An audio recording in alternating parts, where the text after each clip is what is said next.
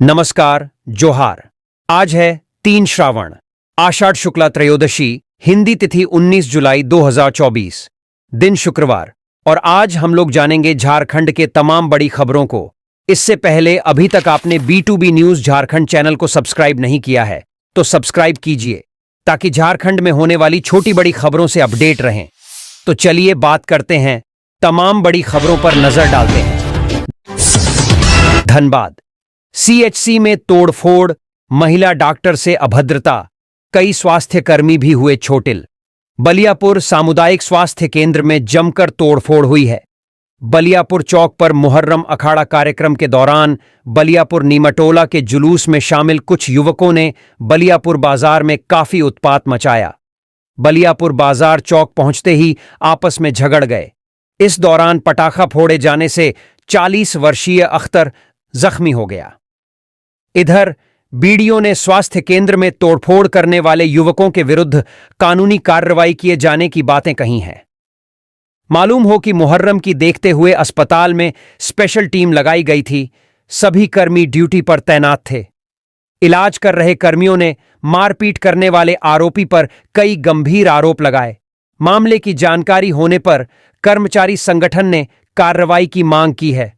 स्वास्थ्य कर्मियों ने बताया कि नियंत्रण के लिए बनाए गए मंच से अपनी जान बचाने के लिए बलियापुर थाना प्रभारी को अस्पताल कैंपस पहुंचने का आग्रह माइक द्वारा किया गया। थाना प्रभारी के पहुंचने के बाद ही हम कर्मियों की जान बच पाई, अन्यथा हथियार से लैस आरोपी हम सब की जान लेने पर उतारू थे। बलियापुर CHC में स्वास्थ्य कर्मियों में उत्पात के बाद डर बैठ गया। इधर CHC प्रभारी डॉक्टर राहुल कुमार ने कहा कि घटना की शिकायत की जाएगी।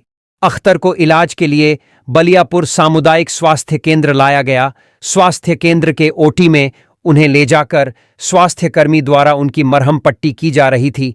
उसी दौरान टोला के दर्जनाधिक युवक स्वास्थ्य केंद्र में आ धमके और मौजूद CHO डॉक्टर प्रियंका कुमारी के साथ दुर्व्यवहार किया। जल्दी जल्दी ट्रीटमेंट करने की धमकी दी। युवकों ने स्वास्थ्य केंद्र के दरवाजे का शीशा तोड़ डाला।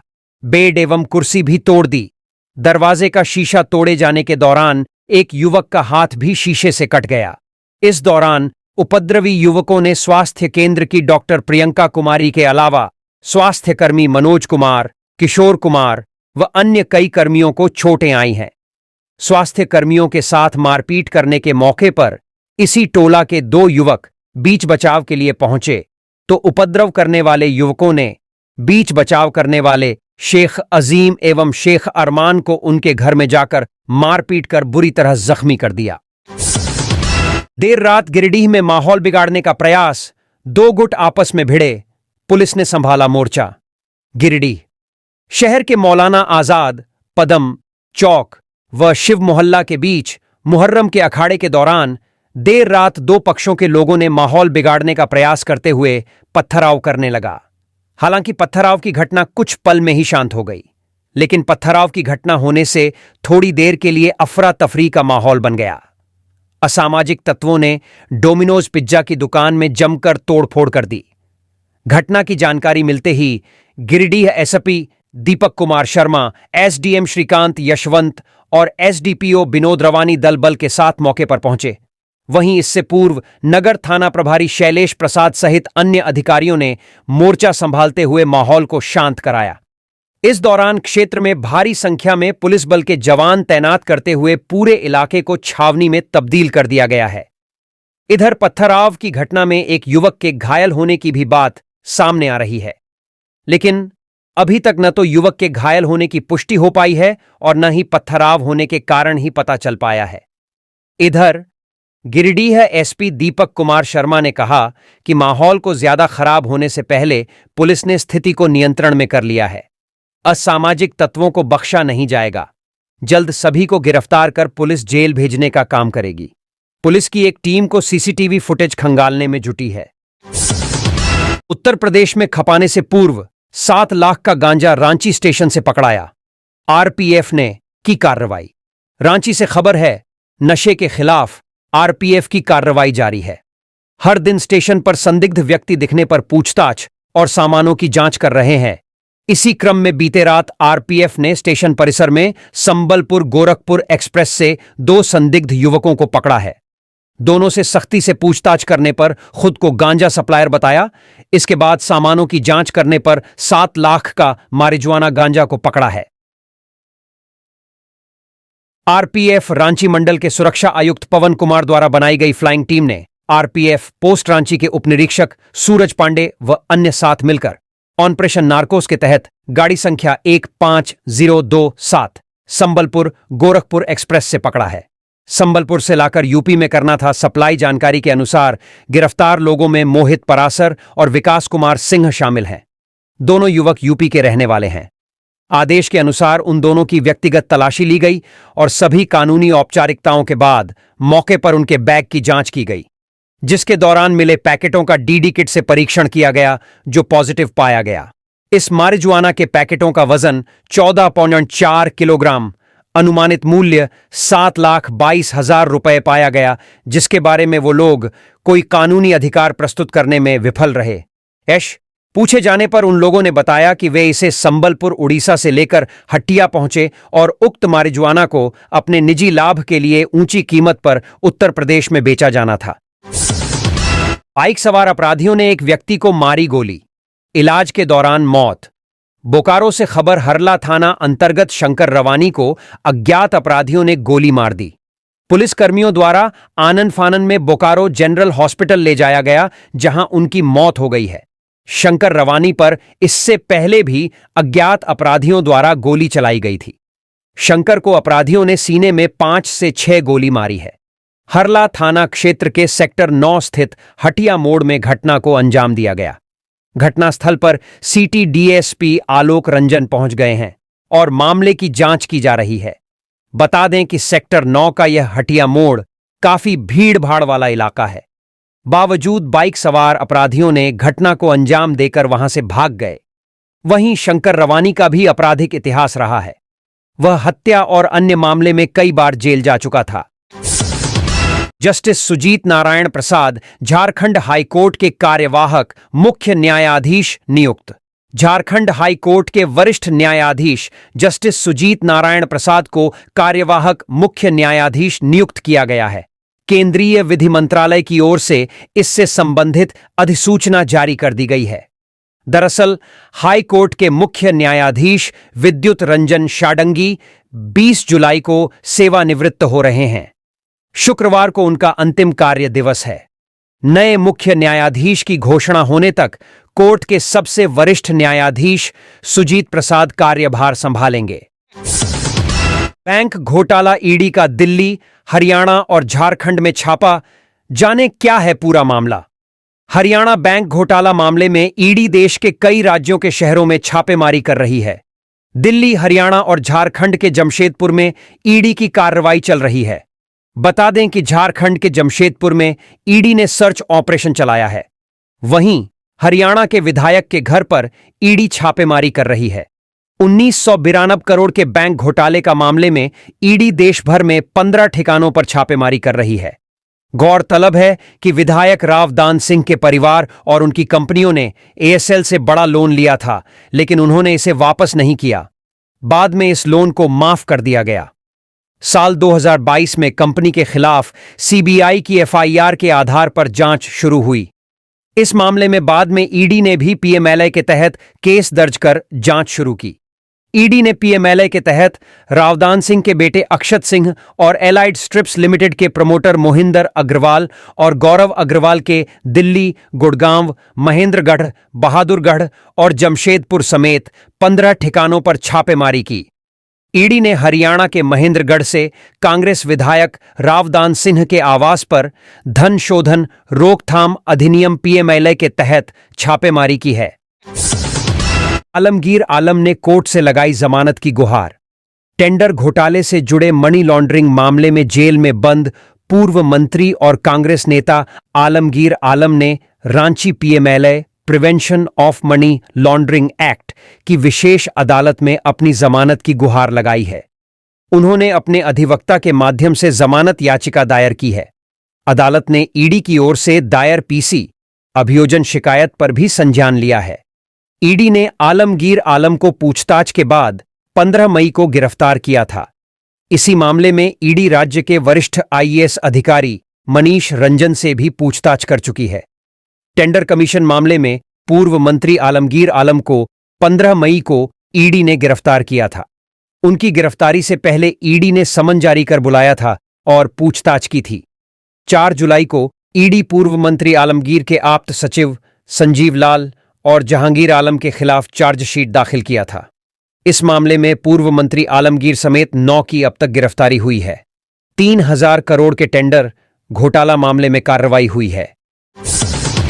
मैक्लुस्कीगंज में रोड कंस्ट्रक्शन साइट पर उग्रवादियों का तांडव, मुंशी की गोली मारकर हत्या। मैक्लुस्कीगंज में उग्रवादियों ने सड़क निर्माण कंपनी की साइट पर फायरिंग कर दी है। इस घटना में मुंशी भूपेंद्र यादव की गोली लगने से मौत हो गई। मामले की जानकारी मिलने के बाद रांची के ग्रामीण एएसपी सुमित कुमार अग्रवाल और खलारी डीएसपी मौके पर कैंप कर रहे हैं। जानकारी के अनुसार हथियारबंद उग्रवादियों ने निर्माण स्थल पर दूसरी बार हमला किया है। पिछले मंगलवार को भी उग्रवादियों ने मजदूरों के साथ मारपीट की थी। इसके बाद कंपनी ने पुलिस से सुरक्षा की गुहार लगाई थी। पुलिस सुरक्षा मुहैया करा पाती। इससे पहले ही शुक्रवार दोपहर को उग्रवादियों ने फिर से निर्माण स्थल पर आकर फायरिंग कर दी। फायरिंग में पुल निर्माण में लगी कंपनी का मुंशी घायल हो गया, जिसे इलाज के लिए रिम्स अस्पताल भेजा गया, जहां उनकी मौत हो गई। फायरिंग में मारे गए मुंशी भूपेंद्र यादव लातेहार जिले के बालूमाथ के रहने वाले थे। रांची के ग्रामीण एसपी सुमित कुमार अग्रवाल ने बताया कि गुरुवार दोपहर कुछ हथियारबंद अपराधियों ने निर्माण स्थल पर फायरिंग की। पुलिस टीम इलाके में छापेमारी कर रही है। इस बात की जांच की जा रही है कि हमलावर किसी उग्रवादी संगठन से जुड़े हैं या स्थानीय अपराधी हैं। हत्या के विरोध में लोगों ने जाम की सड़क, अपराधियों की गिरफ्तारी की मांग पर अड़े। बोकारो से खबर, शंकर रवानी की हत्या के विरोध में उनके समर्थकों और परिजनों ने नया मोड़ बिरसा चौक को जाम कर दिया। वहीं पुलिस प्रशासन की लापरवाही पर नारेबाजी करने लगे। उनकी मांग है कि जब तक 5 अपराधी पकड़े नहीं जाते, तब तक नया मोड़ बिरसा चौक को जाम रखेंगे। बताते चलें कि सेक्टर 9 बसंती मोड़ पर शंकर रवानी को अज्ञात 5 अपराधियों ने गोली मारकर हत्या कर दी। इसके विरोध में उनके परिजन व समर्थकों ने नया मोड़ को जाम कर यातायात को बाधित कर दिया। वहीं रघुनाथ महातो ने कहा कि पुलिस प्रशासन की इतनी लापरवाही सामने आई है। पहले भी शंकर रवानी पर जानलेवा हमला किया गया था, जिसकी सूचना अपराधियों के नाम के साथ उपलब्ध कराई गई थी, लेकिन पुलिस ने उन्हें गिरफ्तार नहीं किया। दारू सीओ ऑफिस के 2 कर्मचारी 40,000 घूस लेते रंगेहाथ गिरफ्तार। हजारीबाग दारू सीओ ऑफिस के राजस्व कर्मचारी सिमंत दत्त और उसके एक साथी तलेश्वर कुमार को 40,000 रुपये रिश्वत लेते रंगे हाथ पकड़ा गया है। दोनों को पकड़कर एसीबी अपने साथ ले गई है। आरएसएस प्रमुख मोहन भागवत बोले, गांवों के समग्र विकास के लिए एकजुट हो। गुमला से खबर, विकास भारती बिशुनपुर ने गुरुवार को बिशुनपुर में ग्राम स्तरीय कार्यकर्ता सम्मेलन का आयोजन किया। कार्यक्रम में मुख्य रूप से आरएसएस प्रमुख मोहन भागवत, पद्मश्री अशोक भगत, पद्मश्री चामी मुर्मू समेत अन्य अतिथि शामिल हुए। सबसे पहले मोहन भागवत समेत अन्य अतिथियों का स्वागत किया गया। मोहन भागवत ने कहा कि विकास एक सतत प्रक्रिया है। सबका साथ, सबका विकास, और जो अपने साधनों से सेवा करते हैं वे महान हैं। जिनके पास सब कुछ है और जो किसी की सेवा नहीं करते वे कुछ नहीं हैं। कई आदिवासी क्षेत्रों का विकास भले ही समुचित न हो, लेकिन मिलजुल कर लगातार काम करने से सफलता जरूर मिलती है। शंकर रवानी हत्याकांड, सांसद ढुल्लू महातो भड़के बोकारो एसपी पर, कहा बेरमो विधायक का कोयला चोरी कराने आए। बोकारो जिले के सेक्टर 9 स्थित हरला थाना क्षेत्र में शंकर रवानी की हत्या के बाद धनबाद सांसद ढुल्लू महतो बोकारो जनरल अस्पताल पहुंचे। घटना के बाद से सांसद काफी गुस्से में दिखे। उन्होंने बोकारो एसपी पूज्य प्रकाश से फोन पर बातचीत किया। घटना से आक्रोशित सांसद ने बोकारो एसपी को जमकर फटकार लगाई और कहा कि बेरमो विधायक अनूप सिंह के लिए तुम आया है। कोयला चोरी करवाने के और कोई उसके खिलाफ धरना नहीं दे, उसको रोकने के लिए यहां पर एसपी बनाकर भेजा गया है। इतना ही नहीं, उन्होंने राज्य के डीजीपी और कोयलांचल प्रक्षेत्र के डीआईजी से भी फोन पर बात की और बोकारो एसपी पूज्य प्रकाश को तत्काल प्रभाव से निलंबित करने को कहा। सांसद ढुल्लू महतो ने कहा कि बोकारो एसपी निश्चित रूप से राजनीतिक प्रभाव में काम कर रहे हैं और आपराधिक घटनाओं को नजरअंदाज कर रहे हैं। उन्होंने एसपी के खिलाफ कई तरह के और भी कई गंभीर आरोप लगाए। उन्होंने कहा कि शंकर रवानी की आज हत्या कर दी गई। इस मामले को लेकर मैंने 15 दिन पहले बोकारो एसपी से बात की थी। इससे पहले बोकारो एसपी से शंकर रवानी पर गोलीबारी के मामले में तत्काल कार्रवाई करने और मामले में शामिल अपराधियों को गिरफ्तार करने को कहा गया था, लेकिन पुलिस अधीक्षक ने इसका कोई संज्ञान नहीं लिया और आज शंकर रवानी की हत्या कर दी गई। रिम्स के डॉक्टरों ने की सर्जरी, ब्रेस्ट से 10.6 किलो का ट्यूमर किया अलग। रांची रिम्स के सर्जरी विभाग के डॉक्टरों ने 60 वर्षीय महिला के ब्रेस्ट से 10.6 किलो के ट्यूमर की सफल सर्जरी की है। वह पिछले 15 वर्षों से इस बीमारी से ग्रसित थी। महिला का जीवन बुरी तरह प्रभावित हो गया था। हालत यह थी कि ट्यूमर की वजह से वह चलने फिरने में भी परेशानी झेल रही थी। इतना ही नहीं, दैनिक कार्य करने में भी असमर्थ थी। कुछ दिन पहले उसे बेहतर इलाज के लिए रिम्स में भर्ती कराया गया था। उसकी उम्र और कई हृदय संबंधी समस्याओं के कारण यह सर्जरी रिस्क वाला था। इसके बाद भी डॉक्टरों ने हार नहीं मानी। डॉक्टर शीतल मलुआ के मार्गदर्शन में सर्जरी और एनेस्थीसिया विभाग के डॉक्टरों ने उनकी सफल सर्जरी की। सर्जरी करने वाली टीम में डॉ. कृष्ण मुरारी, डॉ. Khushboo Rani, doctor Jenith H Kerketta, doctor Abhishek Sao और डॉक्टर नियाज शामिल थे। वहीं एनेस्थीसिया टीम में डॉ. विश्वनाथ, डॉक्टर भारती और डॉक्टर प्रियंका शामिल थीं। सर्जरी के बाद मरीज की हालत में तेजी से सुधार हो रहा है। यह सफल सर्जरी रिम्स की मेडिकल टीम की स्पेशलाइजेशन के कारण हो पाया। वहीं ऐसे मरीज जो निराश हो चुके हैं, उनके लिए किसी किरण से कम नहीं है। मुख्यमंत्री हेमंत सोरेन ने देखा रिम्स का रोडमैप, सचिव को दिए कई महत्वपूर्ण दिशा निर्देश। मुख्यमंत्री हेमंत सोरेन से आज झारखंड मंत्रालय में स्वास्थ्य, चिकित्सा शिक्षा एवं परिवार कल्याण विभाग के प्रधान सचिव अजय कुमार सिंह ने मुलाकात की। इस दौरान उन्होंने रिम्स के पुनर्विकास एवं विस्तारीकरण से संबंधित प्रस्तावित कार्य योजना से मुख्यमंत्री को अवगत कराया, जिसके तहत पुराने ओपीडी, आईपीडी एवं एकेडमिक ब्लॉक का जीर्णोद्धार निदेशक, एमएस, अपर निदेशक और डीन न्यू फॉरेंसिक मेडिसिन विभाग के लिए नए आवास व बंगले की जानकारी दी। साथ ही बताया कि बैठक में भवन, नए ओपीडी ब्लॉक का निर्माण, covered pathway, drainage supply, boundary wall व गेट, विद्युत कार्य, प्रस्तावित कार्य, सड़क विकास आदि पर विस्तृत चर्चा की गई। मुख्यमंत्री ने कार्य योजना की बिंदुवार जानकारी ली और सचिव को कई महत्वपूर्ण दिशा निर्देश भी दिए।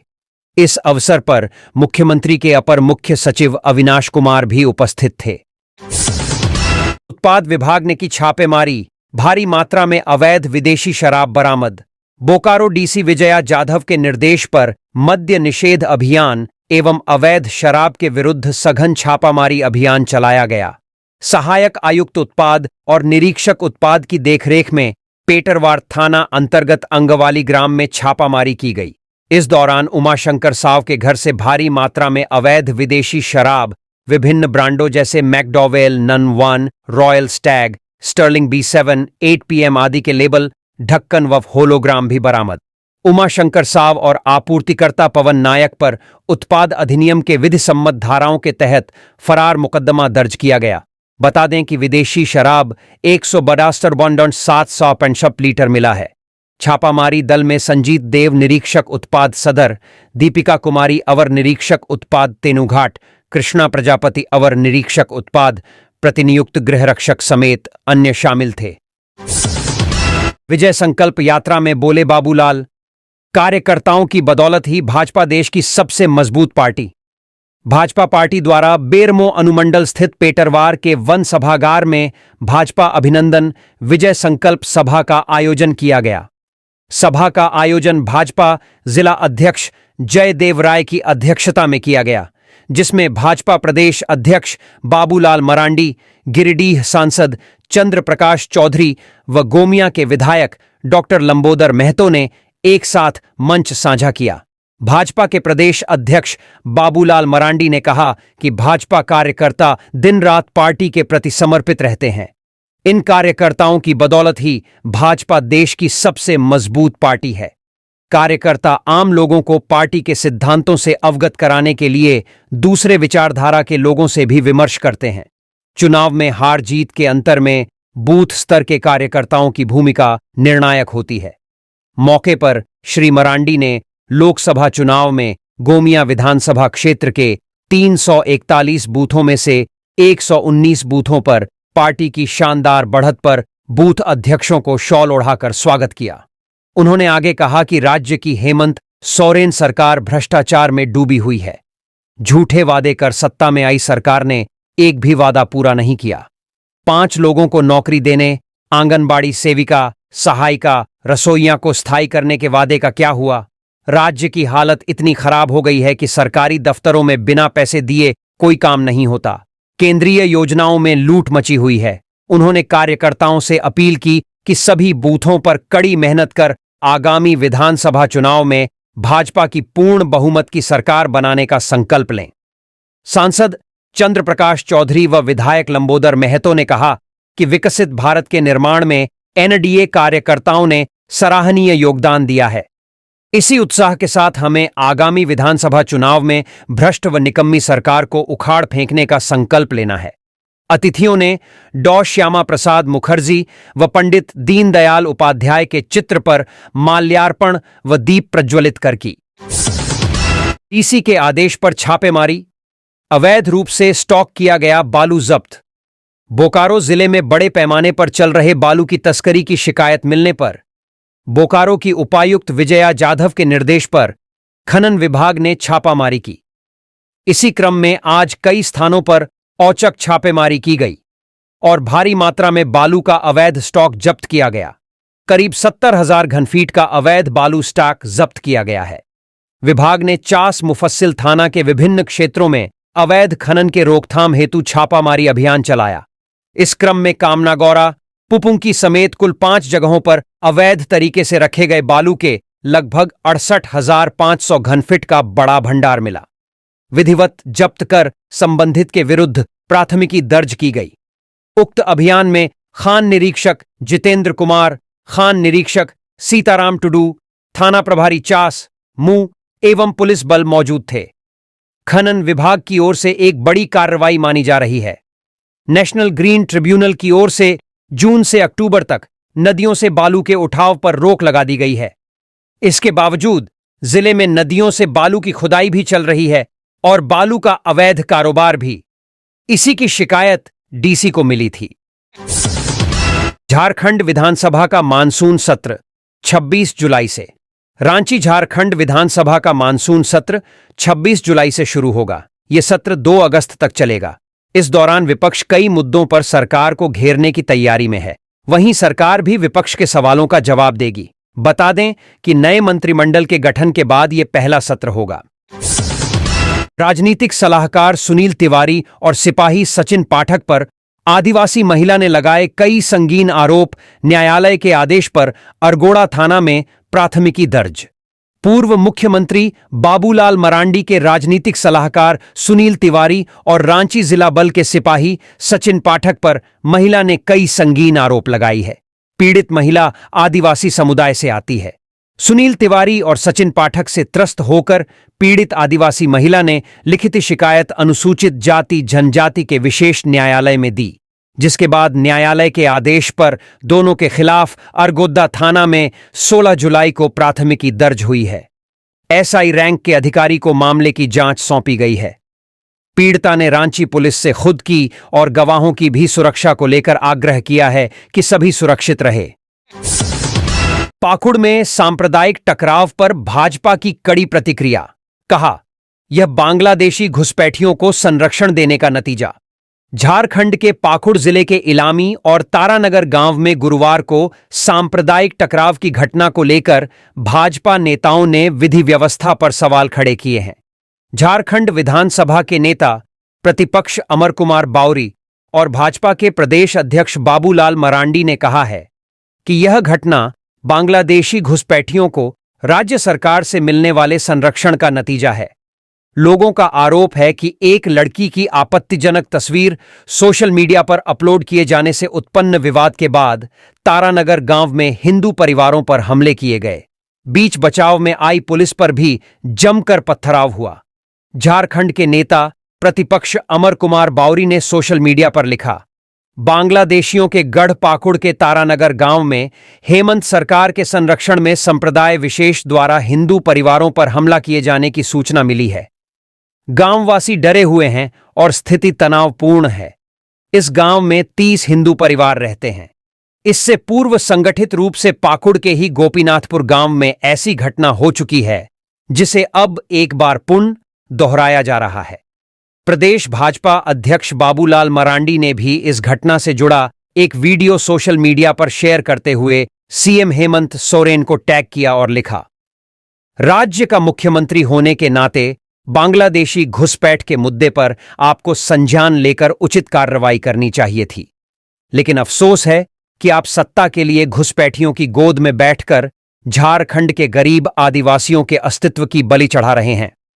झारखंड में बांग्लादेशी मुसलमानों के घुसपैठ जैसे अति संवेदनशील मुद्दों पर आपकी चुप्पी जेएमएम कांग्रेस सरकार की आदिवासी मूलवासी विरोधी मानसिकता का सबूत दे रही है। मरांडी ने आगे लिखा, पाकुड़ जिले के तारानगर गांव में घुसपैठियों द्वारा हिंदू परिवारों पर हमला किया गया है। स्थिति इतनी भयावह है कि इन हिंदू परिवारों को सुरक्षा प्रदान करने के लिए जिला प्रशासन को दल बल के साथ घटनास्थल पर पहुंचना पड़ा है। डेमोग्राफी बदलने से पाकुड़ के स्थानीय मूलवासी अपने ही घर में घुसपैठियों के आतंक से खौफजदा हैं। अब पानी सिर से ऊपर जा चुका है। यथाशीघ्र घुसपैठियों को चिन्हित कर उन्हें राज्य से बाहर भेजने के कदम उठाएं, अन्यथा झारखंड की जनता आपको सत्ता से खदेड़ने का काम करेगी। झारखंड हाईकोर्ट ने सांसदों विधायकों पर दर्ज क्रिमिनल केसों के निपटारे में विलंब पर जताई नाराजगी। झारखंड हाईकोर्ट ने राज्य में सांसदों विधायकों के खिलाफ दर्ज क्रिमिनल केसों की जांच, गवाही और ट्रायल में हो रही देरी पर चिंता जाहिर करते हुए सीबीआई और राज्य सरकार से जवाब मांगा है। चीफ जस्टिस बीआर शाडंगी और जस्टिस सुजीत नारायण प्रसाद की बेंच ने गुरुवार को एक पीआईएल पर सुनवाई करते हुए सीबीआई और राज्य सरकार से मौखिक तौर पर कहा कि ऐसे मामलों का निपटारा जल्द से जल्द कराया जाना चाहिए। कोर्ट ने सांसदों विधायकों के खिलाफ दर्ज क्रिमिनल केसों के मौजूदा स्टेटस पर सीबीआई की ओर से दायर शपथ पत्र में सटीक तथ्यों का उल्लेख नहीं किए जाने पर गहरी नाराजगी जताई। कोर्ट ने सीबीआई से कहा कि शपथ पत्र में इस बात का जिक्र नहीं है कि एमपी एमएलए के खिलाफ पेंडिंग केसों का त्वरित निष्पादन कैसे करेंगे। कई बार आदेश जारी किए जाने के बाद भी ऐसे मामलों के निपटारे की गति बेहद धीमी है। ज्यादातर मामलों में गवाही भी सुस्त गति से हो रही है। ट्रायल में देरी से गवाहों पर भी असर पड़ता है। कोर्ट ने राज्य सरकार और सीबीआई दोनों को 1 सप्ताह में शपथ पत्र दाखिल कर बताने को कहा कि ऐसे मामलों में ट्रायल जल्द पूरा करने के लिए क्या प्रक्रिया अपनाई जाएगी। सुप्रीम कोर्ट ने कुछ वर्ष पहले देश के सभी हाई कोर्ट को राजनेताओं के खिलाफ दर्ज आपराधिक मामलों के त्वरित निष्पादन के लिए दिशा निर्देश दिए थे। इस निर्देश के आलोक में झारखंड हाईकोर्ट ने राज्य में सांसदों विधायकों पर दर्ज मामलों को लेकर स्वतः संज्ञान लिया था और इसे जनहित याचिका में तब्दील कर दिया था। इस मामले में सुनवाई के दौरान हाईकोर्ट ने सीबीआई और राज्य सरकार के रुख पर पहले भी असंतोष जाहिर किया था। रांची के मैकलुस्कीगंज में रोड कंस्ट्रक्शन साइट पर नक्सलियों ने की अंधाधुंध फायरिंग, 1 की मौत। रांची के मैकलुस्कीगंज में गुरुवार दोपहर नक्सलियों ने रोड कंस्ट्रक्शन कंपनी की साइट पर अंधाधुंध फायरिंग की। इस दौरान गोली लगने से कंपनी का एक कर्मी भूपेंद्र यादव बुरी तरह जख्मी हो गया, जिसकी बाद में इलाज के दौरान मौत हो गई। वारदात के बाद इलाके में दहशत है। सूचना पाकर मौके पर पहुंची पुलिस सर्च ऑपरेशन में जुटी है। मैकलुस्कीगंज रांची से करीब 70 किलोमीटर दूर है। करीब 1.5 माह पहले 28 मई को भी नक्सलियों ने मैकलुस्कीगंज खलारी रोड पर ऑप्टिकल फाइबर केबल बिछाने का काम करा रही कंपनी के एक मालवाहक कंटेनर के साथ एक मजदूर को जिंदा जला दिया था। माना जा रहा है कि नक्सलियों ने लेवी रंगदारी की मांग को लेकर हमला किया है। कंस्ट्रक्शन कंपनी के कर्मियों के अनुसार बीते मंगलवार को भी नक्सलियों ने मजदूरों के साथ मारपीट की थी। उन्होंने लेवी दिए बगैर काम चालू रखने पर गंभीर परिणाम की धमकी दी थी। इसके बाद कंपनी की ओर से पुलिस से सुरक्षा की गुहार लगाई गई थी। इस घटना के 2 दिन बाद गुरुवार दोपहर नक्सलियों का हथियारबंद दस्ता साइट पर पहुंचा और अंधाधुंध तरीके से फायरिंग करने लगा। इससे साइट पर भगदड़ मच गई। मजदूर और कर्मी इधर उधर भागे। इसी दौरान कंपनी के मुंशी भूपेंद्र यादव को गोली लगी और वह गिर पड़े। नक्सलियों के जाने के बाद उन्हें गंभीर हालत में इलाज के लिए रिम्स रांची भेजा गया, लेकिन उन्हें बचाया नहीं जा सका। झारखंड में मनरेगा कर्मियों ने 22 जुलाई से बेमियादी हड़ताल का किया ऐलान। झारखंड में कॉन्ट्रैक्ट पर काम करने वाले लगभग 6000 मनरेगा कर्मचारियों ने 22 जुलाई से बेमियादी हड़ताल पर जाने का ऐलान किया है। इस वजह से जहां राज्य में मनरेगा की योजनाएं प्रभावित हो सकती हैं, वहीं तकरीबन 25 लाख मनरेगा श्रमिकों का मजदूरी भुगतान रुक सकता है। झारखंड राज्य मनरेगा कर्मचारी संघ के प्रदेश अध्यक्ष डॉन पीटर बागे ने कहा कि सरकार सेवा स्थायीकरण का वादा पूरा करने में विफल रही है। मनरेगा की योजनाओं को धरातल पर उतारने वाले कर्मियों के साथ सौतेला सलूक हो रही है। हमारी मांग सुनी नहीं जा रही है। ऐसे में हड़ताल पर जाने के सिवा कोई विकल्प नहीं रह गया है। उन्होंने कहा कि कर्मचारी अपनी विभिन्न मांगों को लेकर 18 से 20 जुलाई तक सांकेतिक हड़ताल पर रहेंगे। सबसे प्रमुख मांग सेवा स्थायी करने की है। प्रस्तावित हड़ताल की सूचना मुख्यमंत्री, विभागीय मंत्री, प्रधान सचिव और मनरेगा आयुक्त को 20 दिन पूर्व ही दे दी गई है, लेकिन अब तक इस पर कोई नोटिस नहीं लिया गया है। झारखंड में मनरेगा अंतर्गत बिरसा हरित आम बागवानी, बिरसा सिंचाई संवर्धन कूप, वीर पोटो हो खेल मैदान, अबुआ आवास योजना सहित कई महत्वपूर्ण योजनाओं का संचालन प्रखंड स्तर पर नियुक्त मनरेगा कर्मियों की देखरेख में होता है। ये सरकार की फ्लैगशिप योजनाएं हैं और इनसे बड़ी संख्या में लाभार्थी जुड़े हैं।